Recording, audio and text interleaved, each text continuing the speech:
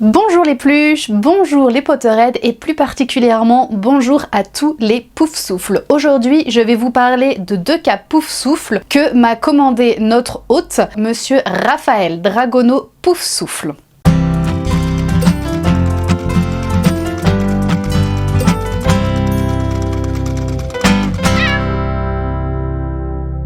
Alors la première cape c'est celle-ci, c'est une cape donc de Quidditch. Alors elle n'est pas fidèle à celle qu'on voit dans les films. Normalement l'intérieur devrait être en noir, ici c'est totalement en jaune. C'est une demande de Raphaël Dragono Poufsouffle qui m'a donc demandé d'avoir entièrement jaune parce qu'il n'aime pas le noir. Et c'est vrai que les couleurs de Poufsouffle c'est noir et or, donc voilà, il m'a demandé de la faire entièrement en jaune et je trouve que ça fait totalement le job. Enfin, juste comme ça, on reconnaît que c'est une cape de Quidditch, donc je trouve que ça fait bien, et justement en fait elle reste très lumineuse, c'est quand même la couleur en plus du soleil, etc. Donc c'est quand même quelque chose qui se voit de beaucoup plus joyeux qu'avec le noir, et en fait comme le noir est censé être à l'intérieur, de toute façon tous les codes sont à l'extérieur. Vous avez du coup ici le petit détail des lacets, donc les 3 lacets, donc ça c'est commun à toutes les capes. C'est juste compliqué pour l'enfiler, soit il faut tout enlever, soit l'enfiler en fait comme un pull, mais c'est faisable. Quand on est motivé et qu'on veut gagner son match de Quidditch, on le fait. Le petit écusson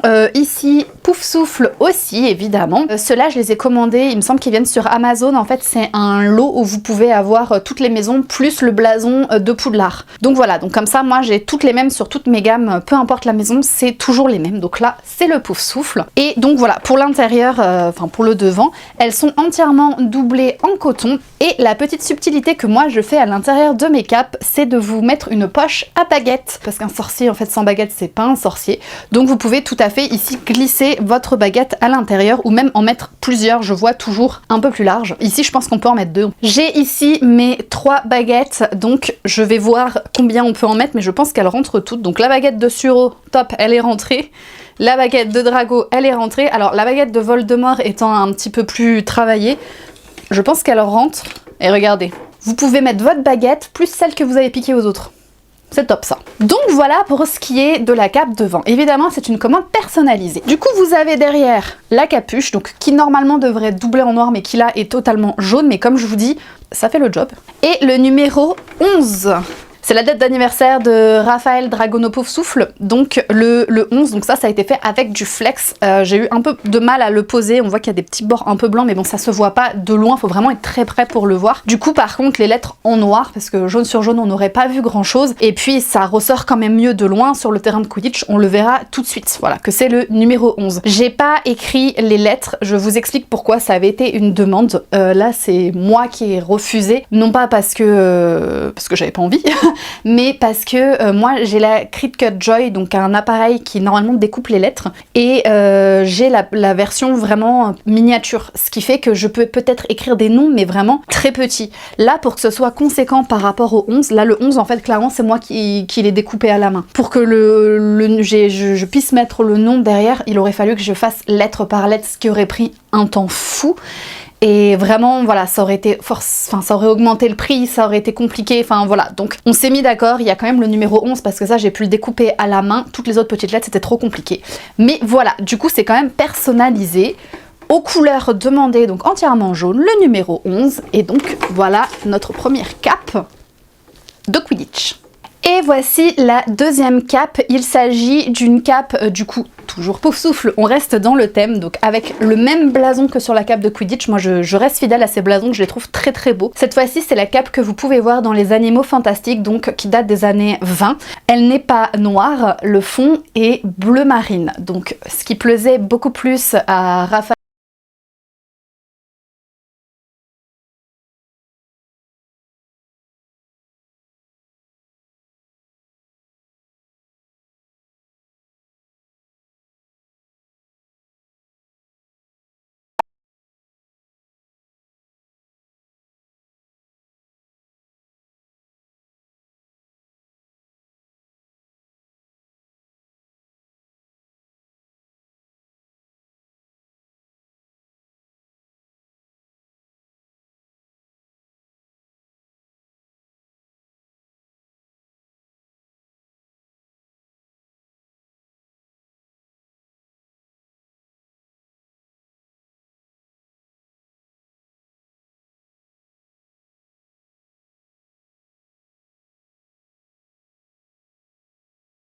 plus volumineux, vous pouvez être sûr qu'il y a la place et que ça rentre. Et si vous voulez, comme je vous ai dit, en piquer d'autres, il n'y a pas de souci, ça rentre aussi. Alors la petite subtilité, et c'est quelque chose où j'ai beaucoup réfléchi en fait, c'est cette partie-là. Parce que dans les crimes de Grindelwald, en fait, donc les capes sont différentes.